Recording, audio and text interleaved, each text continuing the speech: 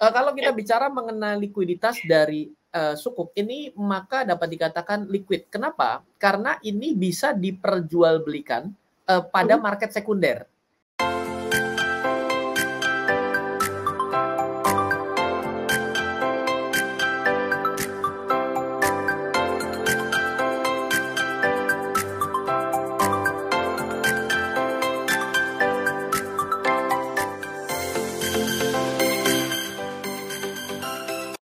Selamat sore Smart Listeners, sambil menikmati sore hari Anda.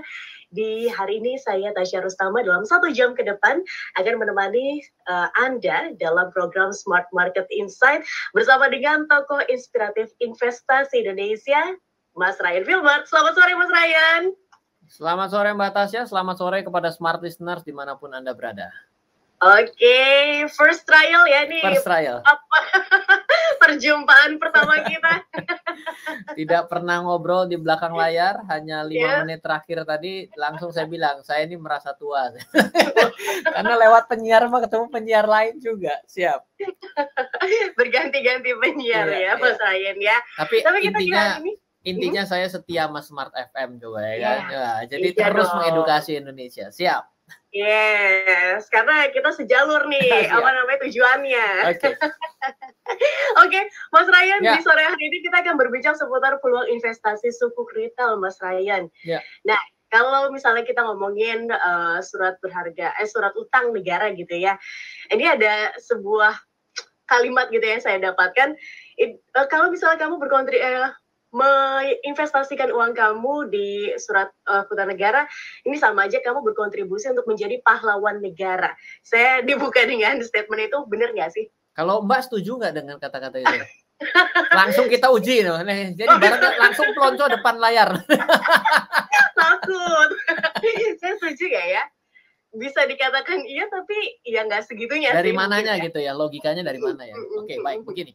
Saya akan ambil dua kata kunci. Yang pertama, saya mau bilang di awal agar bisa sampai dengan akhir Smart Listeners bisa paham bahwa ini adalah suatu yang namanya surat hutang ataupun sukuk. Dimana kalau surat hutang dan sukuk adalah dua hal yang berbeda, karena kalau surat hutang tuh biasanya obligasi gitu ya, dan itu artinya tidak syariah. Tapi kalau sukuk itu adalah model permodelan pembiayaan secara syariah. Ini adalah solusi tepat bagi yang takut investasi. Kenapa? Karena orang investasi itu biasanya takut rugi, takut dibawa lari, takut nggak bayar. Ini kemungkinannya super duper sangat kecil, hampir tidak mungkin, kecuali punya keyakinan Indonesia bangkrut. Oke, kita langsung jawab straight to the point gitu ya. Ini jadi kita ini seperti mengkampen negara. Tapi kenapa? Jawabannya kenapanya adalah dengan dijelaskan pada poin yang tadi Mbak Tasya kemukakan. Yaitu apa? Yaitu dengan kita berkontribusi ke sini, sebenarnya ini adalah program bela negara secara nggak langsung. Loh, kok bisa logikanya gimana? Gini, kenapa pemerintah mau mengeluarkan suatu skema pembiayaan yang dibiayai oleh masyarakatnya? Karena pemerintah ingin mengurangi peran serta asing dalam membiayai negara kita. Misalnya, kita pasti tahu ada yang namanya dampak COVID lah, ada namanya pembengkakan subsidi lah, ada ini itu untuk membangun negara, infrastruktur. Kebetulan kalau yang sukuk pada hari ini untuk infrastruktur, kebetulan. Tapi kalau ternyata penerimaan pajak sudah digenjot, berhasil. Tapi kita ini kan negara berkembang, artinya pingin menjadi lebih besar lagi. Artinya kan perlu pembiayaan lebih besar lagi dong. Kenapa? Karena sesuatu yang dibangun 20 tahun nanti itu terlambat. Karena pembangunan itu tidak bisa ya begini. Kalau mau melahirkan seorang anak bayi diperlukan 9 bulan. Tapi tidak bisa dengan menghamili 9 orang untuk menghasilkan 1 bulan, nggak bisa. Itulah pembangunan. Tidak bisa dikejar seperti apapun. Kalau misalnya dikejar, malah jadi gampang rusak, perencanaannya jelek, gampang runtuh kan gitu ya. Nah, kembali lagi tadi. Kalau pembiayaan ini banyak menggunakan uang asing, ada 2 masalah di sana. Satu, ketika kita kepada asing berarti tidak menggunakan rupiah. Karena kita bukan hard currency, bukannya mata uang yang menjadi mata uang dunia. Mata uang dunia itu pertama let's say udah pasti tutup mata langsung teriak dolar gitu ya. Yang kedua teriak euro lah boleh lah.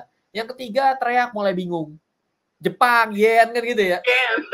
Mulai setun bingung. Oh apa ya? Oh Singapura dolar. Mulai bingung lagi renminbi kan gitu ya. Nggak sebut Indonesia. Artinya pakai dolar. Berarti kalau dolar dalam keadaan bumi gonjang-ganjing dan naik, tiba-tiba ngutangnya pemerintah tambah gede. Bahaya. Yang kedua adalah kalau kita berhutang, biasanya ada syarat loh. Saya kasih bunga murah deh. Tapi saya ya yang bangun. Saya kasih bunga murah ya. Nanti saya kirim tenaga kerja dari sini ya. Jadi ada term and condition apply, benar nggak? Dibikin syarat-syarat. Nah itu kan membuat secara quote unquote, secara kemerdekaan sih 17 Agustus udah lewat kemarin. Benar. Tapi kan akhirnya begini, gimana sih? Gue yang mau bangun, kok gue yang diatur ya? Iya benar ya? Berarti itu adalah penjajahan model baru tuh. Sama kayak kita zaman sekarang tuh dijajah sama gadget, bener nggak? Bener. Tengok mulu gitu ya. Mau mulai dari drakor, kalau cowok UFC, kan? Kalau anak-anak itu apa tuh? Apa? Ini masih nanya anak saya gitu. Itulah kita gitu. Tapi itu ada sesuatu yang terjadi. Jadi kenapa dengan kita menggunakan rupiah membiayai negara, itu bela negara. Membuat negara kita itu independen. Jadi memang sesuai dengan tema 17 Agustus sebenarnya kenapa dikeluarkan sukuk, yaitu tujuannya adalah untuk pembangunan infrastruktur yang dirasakan mungkin bukan buat kita, tapi mungkin buat 10 tahun lagi, mungkin bukan sebuah kota yang sudah mapan, tapi kepada kota yang lain lagi, kan seperti itu kan ya. Kenapa udah lengkap banget 15 menit pertama, apa kita udahan gimana nih? Udah panjang di penjabarannya ya Mas Ryan. Tapi enggak, pertanyaan saya masih banyak. Jadi seputar ini kan peluang investasi sukuk retail, apalagi kalau misalnya kita mau menjangkau masyarakat mungkin yang belum teredukasi Mas Ryan. Seputar apa sih ini sukuk gitu. Gimana sih saya bisa caranya untuk berinvestasi di sini? Apa keuntungannya? Tadi Mas Ryan bilang bahwa ini aman. Iyakah? Benar-benar aman 100%? Yakin sama Indonesia? Yakin sama Indonesia? Oke, kita akan bahas dulu Mas Ryan, kita jeda dulu ya. Mas Ryan, sukuk ini termasuk salah satu instrumen investasi yang liquid nggak sih? Oke, baik. Jadi sebelum dijawab mengenai liquid dan tidak, saya mau coba ceritakan dasar dari yang namanya likuiditas ya. Likuiditas itu artinya bagi smart listener saya nggak tahu adalah kegampangan untuk diperjualbelikan ketika kalau kita butuh duit. Ya, jadi kalau kita bicara yang namanya likuiditas itu yang paling cair ya seperti punya emas. Perkara harganya naik turun itu nomor 2, tapi setidak-tidaknya pergi ke toko emas manapun kalau punya emas ya apalagi emas batangan itu bisa dijual beli. Yang susah untuk diperjualbelikan tuh kalau emas-emas ya. Oke. Nah, lalu selanjutnya kalau kita bicara mengenai likuiditas dari sukuk ini maka dapat dikatakan liquid. Kenapa? Karena ini bisa diperjualbelikan pada market sekunder. Jadi mirip seperti kita saham. Gitu. Tapi syaratnya tentu kita harus tahu bahwa karena ini adalah sukuk retail membangun Indonesia dari Indonesia untuk Indonesia, maka harus antar investor domestik, nggak bisa dijual ke asing. Memang tujuannya ini mau melakukan ya namanya sih kalau dalam bahasa keren di dalam industri keuangan dikenal sebagai close loop lah antar masyarakat Indonesia saja. Jadi bisa diperjualbelikan kalau sukuk retail. Nah, tapi harus sebagai edukasi tentunya ya. Jadi yang namanya varian daripada sukuk itu sebenarnya ada 4 yang retail. Pertama adalah ORI. ORI ini betul namanya adalah obligasi retail. Jadi ini bentuknya surat utang nih. Sedangkan kalau sukuk itu bentuk adalah pembiayaan syariah. Makanya disebut sebagai bentuk investasi syariah.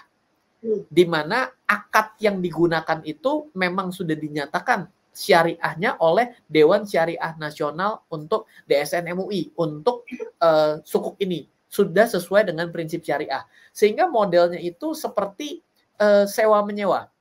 Jadi konsepnya begini, ada sebuah proyek katakanlah berdasarkan catatan itu proyeknya let's say yang saya tahu itu adalah pembangunan ini flyover Amplas Medan sama pembangunan jalan jalan di Mataram di NTB gitu ya. Itu enak ya, sudah ditunjuk gitu. Jadi untuk itu gitu. Nah, nanti konsepnya adalah seperti dana yang berhasil dikolektifkan itu membeli aset tersebut. Jadi ibaratnya nanti hasil pengembaliannya itu karena disewa sama negara. Oke. Jadi beda nih mindsetnya dengan gaya bunga berbunga yang kita pikirkan kalau saya minjemin duit, nanti kamu balikin saya karena saya kasih bunga 5% setahun. Ya mana urus mau kamu geletak kek, kalau kamu mau sambil koprol kek, nggak ada urusan. Pokoknya pulangin uang saya, ambil bunganya. Nah, tidak bisa di sukuk itu, tidak bisa seperti itu. Barangnya jelas, tidak ada unsur ketidakpastian, karena itu kalau ketidakpastian itu bagian dari tidak syariah. Lalu goror namanya, goror. Kalau saya tidak salah ya cara bacanya ya. Tidak ada riba karena tidak ada bunga berbunga gitu ya. Tidak ada unsur spekulasi. Gitu. Jadi karena itulah perbedaannya. Nah, sekarang ini sudah bahas dua. Nah, ini dua-duanya baik ori dan sukuk itu ada pasar sekundernya. Pertanyaan jadi gini nih, kalau nanti saya jual ini sebelum 3 tahun, karena yang namanya sukuk dan ori sama-sama 3 tahun, apakah saya pasti untung? Jawabannya adalah kalau kita tidak tunggu sampai 3 tahun, waktu diperjualbelikan tentunya akan ikut kondisi pasar. Tapi don't worry, be happy. Tidak jauh-jauh amat. Karena cuma 3 tahun itu ya paling ya ada selisih 5% atau lebih mahal 5% atau lebih murah 5%. Tapi kan tetap aja udah dapat pengembalian setiap tahunnya kan, dan dibayar setiap bulan kan, seperti itu ya. Nah, lalu yang kedua tipikalnya adalah yang sifatnya adalah tabungan. Ada sukuk tabungan, ada saving bond retail. Nah, kalau sukuk tabungan sama saving bond retail itu ada waktu tidak bisa dicairkannya. Ibaratnya mah kayak yang namanya deposito berjangka lah kalau zaman dulu. Jadi ada jangka waktunya, 1 tahun tidak boleh dicairkan. Setelah 1 tahun, negara mau bayarin kembali. Jadi gayanya beda nih dua ini. Tapi sebenarnya pada prinsipnya tetap cair juga sih. Seperti itu. Oke. Mas Ryan tadi bilang bahwa ini tuh liquid, terus juga tidak ada unsur ketidakjelasan gitu ya. Nah, tapi kalau misalnya saya lihat nih, kan sekarang lagi ditawarkan SR017 ya. Katanya returnnya bisa sampai 5,09%. Nah, ini tuh udah jelas ada return sekian. Kalau andai kata misalnya pembangunannya tidak berjalan dengan lancar, misal, atau ada suatu hal yang akhirnya tidak bisa membuat pemerintah untuk mengembalikan itu setiap bulan, apa yang bisa menjamin ini, Mas Ryan? Pertama, imbalnya itu bukan 5,09, tapi 5,9% per tahun. Yang kedua, konsepnya ini kan adalah modelnya seperti kita memiliki manfaat barangnya, lalu disewakan ya. Jadi kan tentunya untuk bisa proyek itu bisa dianggap perlu pendanaan, itu kan sudah ada proses feasibility study yang berpanjang-panjang ria itu di dalam pengadaannya ya, mulai dari jaminan proyeknya. Artinya kan ini ada layernya ya. Ada jaminan asuransinya dari sudut pandang kalau ternyata ada kecelakaan proyek dan apa-apa. Nah, itu pasti akan ada gitu. Dan tentunya konsep daripada sewa ini adalah karena ini ibaratnya sudah dapat dipastikan di awal adalah kita akan mulai, maka kan dari yang pertama itu setidak-tidaknya kan dari tempatnya sudah ditunjuk kan. Mataram NTB untuk jalan apa? Itu kan udah jelas. Beda dong dengan saya bilang ini, untuk pembiayaan untuk dampak COVID, untuk orang-orang yang terkena COVID. Yang mana orangnya? Kan nggak bisa ditunjuk. Beda nih konsepnya di sini beda. Karena kita sudah tunjuk dalam sudut pandang objeknya, maka secara tidak langsung ketika objek itu sudah ditentukan, ya berarti kan sewa akan berjalan. Kalau ketidakmampuan negara dalam membayar hutang itu disebut default. Dan tentunya kalau melihat, ya kembali lagi nih ya, kalau melihat dari struktur perhutangan di negara kita, sebenarnya pertama kabar baiknya adalah turun tingkat hutang itu terbesar di era Presiden Republik Indonesia Joko Widodo. Itu menjadi fakta.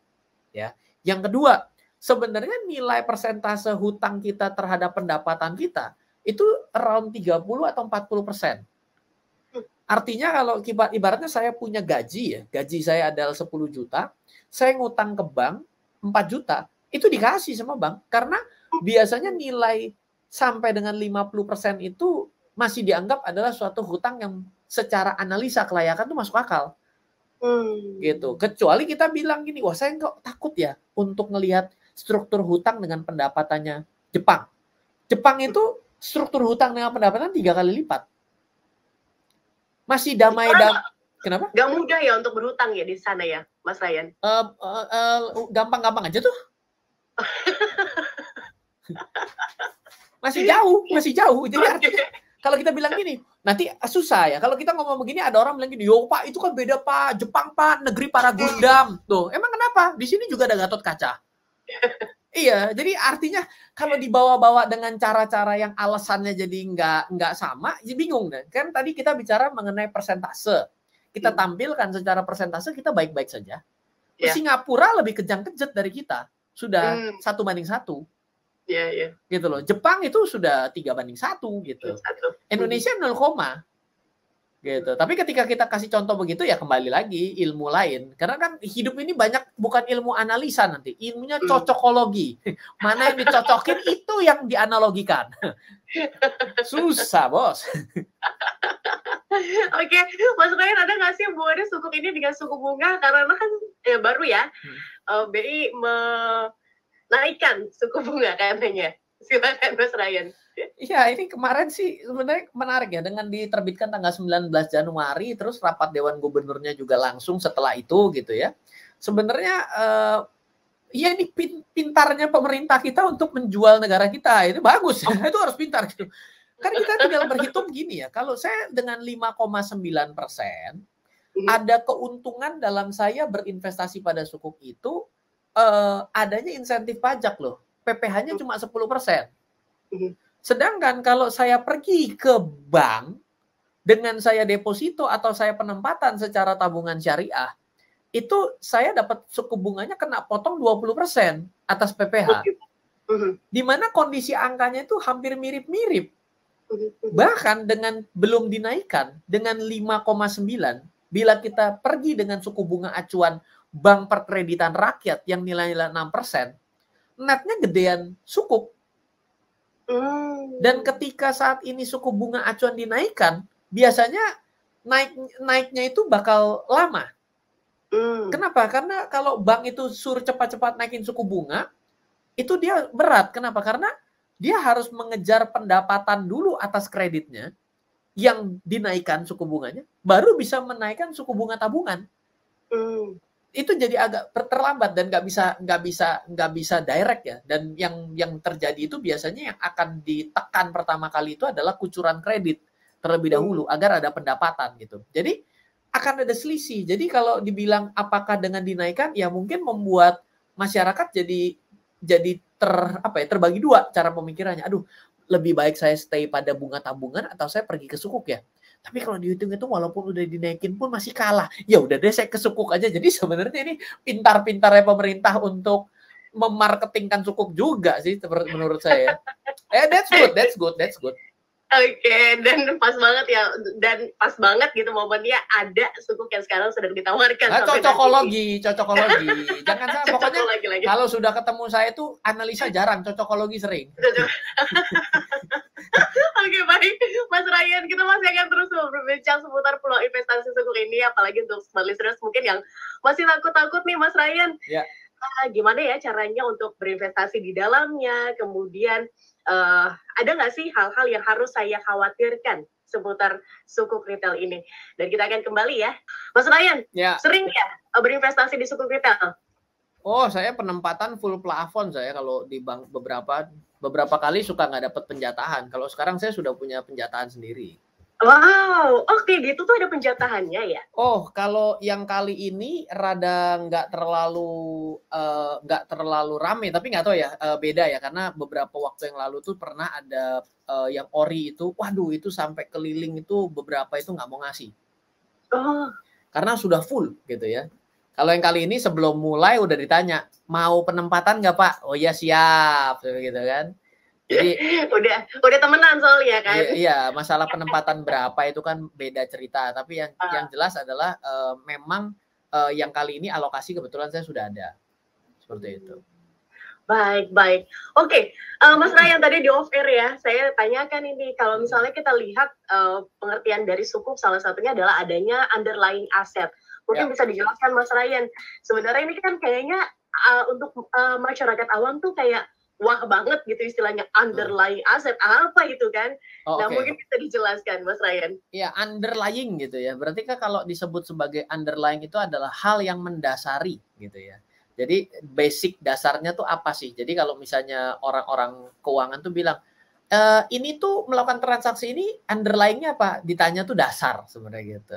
Nah, jadi kalau bilang oh underlying apa? Underlying-nya adalah trust, ya udah kepercayaan aja dah, itu namanya kepercayaannya doang. Nah, terus habis itu sekarang kalau bicara mengenai sukuk ya. Kalau sukuk yang kita hari ini ada ya, itu adalah SR017 nih, gara-gara ditanya underlying saya jadi browsing ya. Di mana ternyata underlying-nya itu jelas sudah disebutkan. 1, tol Solo Ngawi. Itu ada tuh tolnya. Jadi udah jelas tuh, ini bagian sini ya, ini loh underlying-nya nih, dasarnya nih ya, saya ngutang. Nggak boleh ngutang. Karena ini kan syariah ya. Ini loh yang nanti akan diswakelolakan kembali dan nanti akan disewa oleh negara. Jadi danamu akan dipakai untuk membangun ini. Pembangunan rem on off flyover Amplas Medan. Nah, untuk smart listeners boleh cari tuh di kemenkeu.go.id /sukuk retail. Lalu ada pembangunan jalan Gerung Mataram NTB dan masih banyak lagi. Ada kampus ya, ada jembatan di Papua namanya jembatan Yotefa. Ada UIN Sunan Gunung Jati. Nah itu semua tuh, itu underlying-nya tuh. Dasarnya kenapa mau dibuat skema pembiayaan ini. Berbeda, nanti kalau mempelajari dari surat hutang ORI, sukuk dengan ORI ini beda sekali. Kalau ORI itu nanti begini nih, yang ORI sebelumnya begini. Kenapa ada ORI ini? ORI ini dipergunakan dananya untuk pembiayaan terdampak COVID. Loh, pembiayaan terdampak COVID itu apa? Ya nggak tahu. Ya bisa bangun rumah sakit, bisa untuk membiayai APD, bisa untuk subsidi. Buat apa? Ya pokoknya dampak COVID. Enggak jelas dampak COVID itu yang mana. Dampak COVID untuk nemenin Ryan, ya boleh juga gitu. Artinya sesuatu yang tidak secara jelas tertulis. Kayak kira-kira begitu, itulah disebut dengan underlying. Makanya adanya unsur kepastian sehingga bisa tergolong sebagai sukuk. Berarti Mas Ryan, kalau misalnya lucu-lucunya nih ya, kalau misalnya orang tua kita gitu punya sukuk gitu kan, ini nih dulu papa nih yang bangun jalan ini nih, papa ikut kontribusi nih nak, gitu kan, bisa gitu bangga untuk menyebutkan itu kepada anak-anaknya. Oh itu justru adalah bentuk komunikasi yang sudah saya gunakan sejak saya usia 18 tahun dulu. Iya, saya waktu ditanyakan gitu ya, saya kan kalau dulu sudah trading saham ya, tradingnya sudah pakai laptop juga. Kalau ditanya gitu sama calon papa mertua gitu, pertanyaannya, ini kerjanya apa? Oh, saya memiliki beberapa bank, saya punya industri gas, punya beberapa pertambangan, dan beberapa sektor konsumer. Ya kan kalau mau berinvestasi saham kan membeli sahamnya, membeli perusahaannya. Yes. Nah, jadi kalau sekarang dengan metode sukuk ini juga itu cara komunikasi yang keren. Jadi begitu lagi jalan lewatin ya UIN Sunan Gunung Jati yang nanti jadi. Nah, kamu lihat yang di kiri. Ini tuh papa nih yang ikut membangun. Apa? Jadi tukang batu batanya? Oh bukan.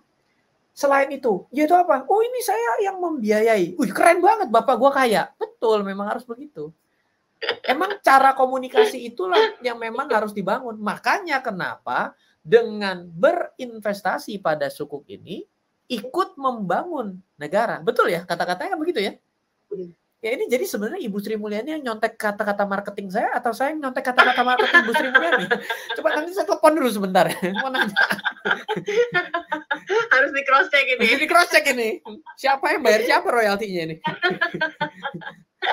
Oke, Mas Ryan, sekarang kita mau tahu nih how to-nya. Gimana caranya smart listeners kalau misalnya, oke Mas Ryan, saya tertarik banget nih untuk ikut berinvestasi di sukuk retail. Gimana caranya saya ingin ikut serta?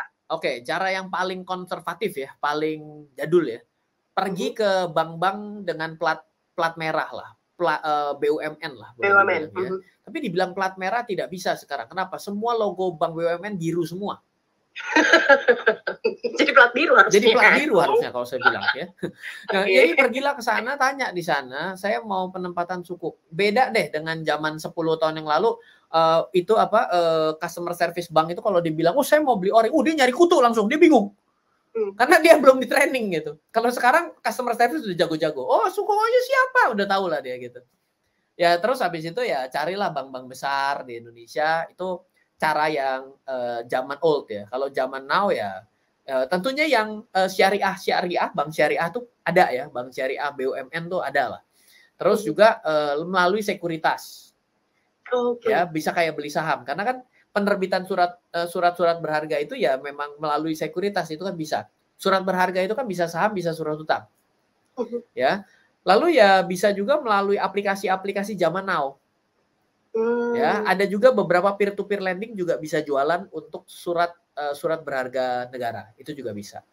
Oke. Iya. Apa yang selanjutnya Mas Ryan? Mau nanya apa bedanya beli dari satu dengan yang lain gitu kan? Bener. Tenang. Saya ini sebagai praktisi keuangan juga ahli untuk membaca seperti ini ya, mind mastery. Nggak kelihatan ya. Enggak, pertanyaannya itu mulu ya. Jadi iya, soalnya karena banyak nih pilihannya. Mulai kan? dari SR gitu. Iya. Sebenarnya satu dengan yang lain itu yang mana yang lebih gampang kita akses aja karena semuanya ya sama jualan SR. Ya, itu inti pertama ya. Yang kedua mungkin ada yang sudah welcome dengan sebuah metode pengisian pembeliannya melalui aplikasi online. Ada yang masih rada jadul-jadul lah, formulirnya tebal-tebal. Ya sudah, nikmati prosesnya saja, yang penting SR-nya dapet lah gitu ya. Lalu ada lagi nih, ada tipsnya. Ada beberapa yang berani memberikan cashback. Ya, tawar-tawaran aja. Saya mau tempatin ya 10 miliar, nggak bisa karena maksimum beli 5 miliar. Ya, nah itu tinggal tanya, nanti saya dapat cashback berapa? Nanti beda-beda. Ada bank berwarna biru cuma ngasih 0,1. Ya, ada bank yang nggak berwarna ngasihnya ucapan terima kasih doang. Ya, ada aplikasi yang berwarna biru dan hijau ngasih ucapan selamat juga. Ada yang ngasih 0,5%. Ya beda-beda, satu dengan yang beda-beda. Oke, baik-baik. Nah, Mas Ryan. Ya. Tadi Mas Ryan kan bilang ya, kalau misalnya ini tuh kita dapatnya kadang-kadang ada yang bisa nggak kedapetan gitu. Apakah ketika kita ke satu platform dan platform lainnya itu pasti kita bisa nggak kedapetan gitu Mas Ryan? Kalau misalnya kita lihat yang sebelum-sebelumnya ya, karena sekarang SR ini baru sampai 17 nih Mas Ryan. Biasanya kalau posisinya agak berimbang begini mungkin nggak sederas yang lagi jauh antara imbal yang diberikan. Misalnya tiba-tiba nih SR ditawarkan di 7,5%. Wah, ini mah ngantrinya bisa 2 hari 2 malam tuh saya yakin tuh. Tinggi, jauh karena acuannya 6% dikasih 7,5%, insentif 10%. Waduh, sempoanya udah wah, ini mau yang gede-gede itu rela pasang tenda tuh depan bank.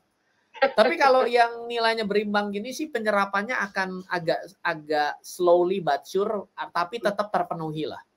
Gitu. Nanti yang akan bermain itu bagaimana caranya setiap agen penjual ini akan berlomba-lomba menarik hati calon investornya. Dia pasti sudah punya database, dia akan bermain dengan cashback. Atau bonus ya. Foto sama Ryan kan udah gitu ya. Ayo siapa brand tolong, aduh ini perlu nih kurang omset ini. Baik, Mas Ryan kita harus jeda dulu untuk satu sesi terakhir. Tapi satu pertanyaan saya, tadi kan kita ke bank ya, ini harus nggak sih kita buka rekening yang baru gitu, seperti ketika kita mau bermain, kita mau berinvestasi di sektor saham. Kan kalau kita terjun di saham kan kita harus punya rekening saham untuk membeli itu kan. Ini perlu nggak sih kalau kita terjun di suku retail? Tolong jawab di sesi terakhir. Tetap bersama kami ya, hanya di Smart Market Insight. Smart Listeners, kita jeda dulu sejenak untuk satu iklan yang akan lewat. Mas Ryan kan baru tahu gitu soal suku retail. Jadi kayak masih maju mundur, ada khawatir di sana. Nah, apa hal-hal yang perlu kita ketahui lagi Mas Ryan untuk menghilangkan kekhawatiran ini? Iya ya, kalau saya bilang di awal tadi kita punya temanya ada 2 ya. Pertama, ini adalah sebuah solusi tepat bagi yang takut investasi. Selama ini kan kata-kata orang untuk takut investasi itu takut rugi ya. Artinya rugi itu 1 adalah kehilangan modalnya, 2 kalau tidak menghasilkan. Jadi kalau kita ini sudah yang ngutang adalah sekelasnya negara gitu ya. Kekhawatiran untuk tidak dibayar karena kita ini sama-sama negara Indonesia, warga negaranya tahu dengan kondisinya bahwa kita ini adalah negara dengan jumlah penduduk salah satu yang terbesar di dunia, pertumbuhan kita dari tahun ke tahun juga bagus, dari keadaan COVID juga kita bisa membaik. Ya mestinya kita yakin bahwa ini pasti akan kembali pokoknya. Pertama itu. Yang kedua, apakah dari bulan demi bulannya tidak dibayar, kan ini adalah suatu investasi yang boleh dibilang cukup gampang dan cepat ya. Karena setiap bulan pasti akan diberikan imbalnya. Jadi kayak tadi contoh ya, saya investasi 10 juta. Itu saya sebulan itu dapat passive income kurang lebih 40, bukan kurang lebih ya, udah pasti Rp44.253. Kalau 2 miliar 8 per bulan dibayar negara 8.850.600, tunggu 3 tahun 2 miliarnya balik. Wow. Iya, berarti udah kayak digaji tiap bulan ya Mas Ryan ya? Iya, gitu. Jadi kalau mau digaji lebih besar ya hampir mirip sama manajer-manajer yang ada di daerah Jenderal Sudirman itu ya taruh 5 miliar sebulan dapat 22.126.500. Tidur di rumah lagi enak. Iya kan? Boleh punya pilihan. Lagi males nih keluar, udah tidur lagi, dibayar 22 juta sama negara. Tiap bulan ya? Tiap bulan begitu, selama 3 tahun begitu. Jadi ya relatif ini adalah suatu hal yang hampir nol resikonya. Hampir nol ya, tapi bukan berarti nol. Tapi contoh gini, kok bisa sih hampir nol? Iya, kalau misalnya kita tiba-tiba dalam berjalan 3 tahun ini perlu pokoknya, waktu kita jual ke pasar sekunder, itu kan tidak bisa kita pastikan berapa tuh nanti nilai sukuk tabungan itu akan dibeli oleh orang lain. Harga pasar pada saat itu berapa? Apakah ketika saya placement 2 miliar maka nanti akan 2 miliar lebih atau 2 miliar kurang? Saya nggak tahu. Bagaimana caranya agar lebih syaratnya? Nah, pertanyaannya bagus kalau ke sana nih. Ini udah teknis banget nih ya. Ya. Saya baru mau ke sana sebenarnya. Oh iya, oke. Ya, memang beginilah ya. Kita pokoknya dikasih pertanyaan yang susah terus. Caranya adalah kalau suku bunga acuan yang ada dari bank sentral kita itu makin turun, misalnya sekarang jadi ke 2,5%. Wah, ini mahal banget ini. Pasar sekundernya orang bakal banyak yang cari. Kenapa? Karena gapnya jadi jauh kan? Ya. Iya dong, kan sekarang 5,9 ya kan? Dari 375. Berarti kan kalau tiba-tiba kedua, berarti kan bayangkan jauhnya berapa jauh tuh. Orang makin merasa ingin dong memiliki sukuk atau surat utang yang tinggi bunganya, kan begitu ya? Iya, akan begitu kira-kira. Oke, baik. Mas Ryan, di sesi sebelumnya, perlu nggak sih kita membuat rekening sama rekening saham ya, seperti kita waktu itu membeli saham? Ya, ini pertanyaan bagus ya. Jadi karena ini sifatnya adalah surat berharga, maka treatmentnya akan hampir mirip gitu ya. Jadi artinya kita tetap memang pasti akan diperlakukan seperti kita melakukan investasi. Gitu. Kalau kata-katanya sudah surat berharga, itu pasti ada yang namanya custody, tempat penyimpanan surat berharga. Karena sekarang scriptless nih, nggak ada barangnya kan? Iya. Beda loh sama Ori 001 yang saya ingat banget. Itu masih ada sertifikatnya di kewer-kewer. Oh, jadi pulang-pulang bawa sertifikat ya? Beberapa waktu kemudian baru jadilah sertifikatnya gitu. Ya, jadi ada. Kalau sekarang kan udah enggak. Sifatnya udah kayak kita dapat penyertaan di email saja kan begitu ya. Iya, jadi secara treatment akan masih sama seperti seseorang melakukan investasi pada surat berharga manapun. Ya, jadi ya dengan yang online itu akan diuntungkan, akan semakin terasa gampang dan cepat gitu. Tapi ya nggak perlu juga, ya kan? Ya, menurut saya nikmati saja prosesnya. Wah, saya kayaknya kalau yang online ini takut salah pencet. Ya udah datanglah ke bank, gitu ya. Jadi ya sama aja kok. Ujung-ujungnya dibayar 5,5% per tahun aja intinya. Baik. Nah, nggak bisa dikontrol ya jadi Mas Ryan ini. Jadi kita ya lihat aja pergerakannya bagaimana dan juga menunggu hasilnya aja sampai dengan 3 tahun nanti. Iya, kalau mau ngontrol itu bukalah kedai bakso. Bisa kontrol tuh, ya kan? Oh kurang, mesti marketing lebih banyak. Yang namanya investasi itu beda dengan berbisnis. Jadi kalau orang itu berbisnis, sebenarnya dia berinvestasi tanpa dia sadar. Tapi kalau investasi pada surat berharga, dia tidak bisa memperlakukannya seperti bisnis. Karena kita tidak bisa mengontrol.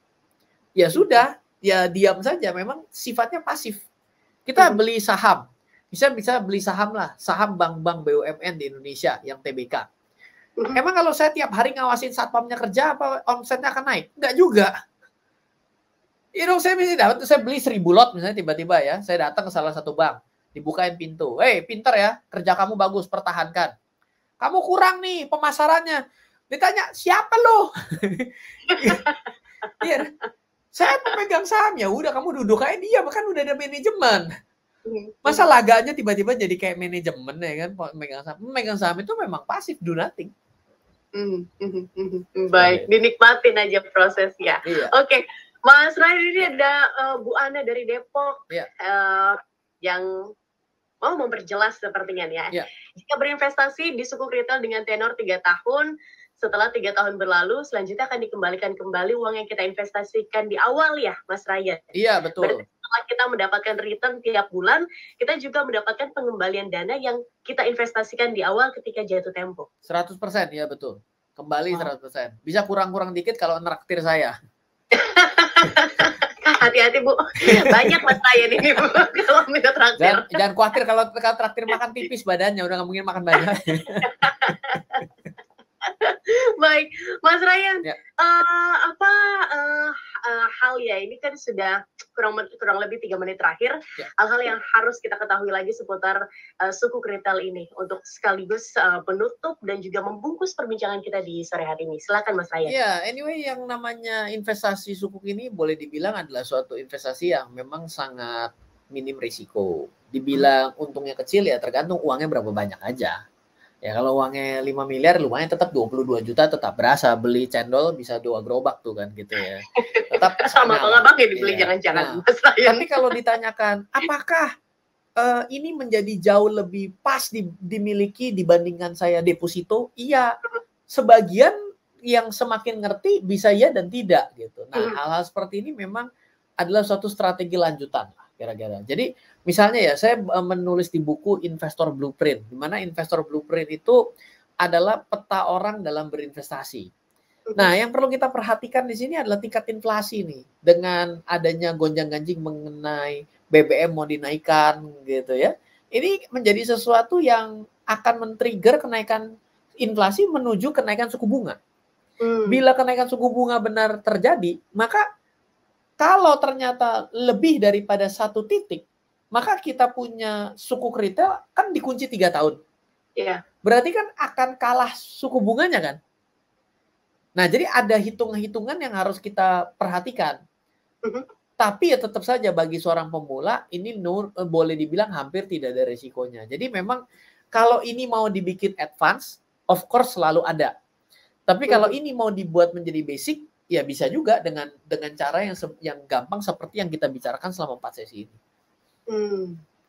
Baik. Oke, ya. Mas Ryan, ini dia akhir dari perbincangan kita ya. Terima kasih sudah menginspirasi kami dan juga memberikan kami informasi bahwa sukuk retail tuh begini ya. Dan mungkin smart listeners yang ingin ikut serta menjadi investor, ini sekarang sedang dibuka ya Mas Ryan. Sampai tanggal berapa SR 017? Ya 1 bulan, 19 Agustus ya ke 19 September berarti. 19 September. Oke, dengan returnnya 5,9%. 5,9% per tahun ya, bukan per bulan. Kalau per bulan mah buset. Boncos juga negaranya nanti. 60% per bulan, per tahun, Bos. Oke, terima kasih sekali lagi Mas Ryan dan sehat-sehat selalu ya. Oke. Halo, terima kasih sudah menyaksikan video di RF Channel on YouTube. RF Channel adalah channel edukasi untuk kita secara bersama-sama belajar dan mendapatkan aktualisasi mengenai investasi, keuangan, dan bisnis bersama saya, Ryan Filbert, dan tim. Add nomor WhatsApp saya di 0895 07 08 0789 0895 07 08 0789. Download aplikasi MyRF di Android atau iOS untuk mendapatkan artikel dan tema-tema khusus mengenai edukasi investasi, keuangan, dan bisnis pada aplikasi MyRF sekarang juga. Setiap bulan, saya bersama dengan tim memiliki kelas, mulai dari belajar trading dengan analisa teknikal, yang strateginya bisa Anda terapkan pada seluruh market, mulai dari saham, forex, hingga cryptocurrency, atau kelas investasi saham bernama Fundamental Camp. Untuk mengetahui kelas lainnya dan bertanya mengenai kelas, hubungi tim sekarang juga di 0852 882 6187. Sekali lagi, 0852 882 6187. Semoga terus bermanfaat. Dari saya Ryan Filbert, salam investasi untuk Indonesia.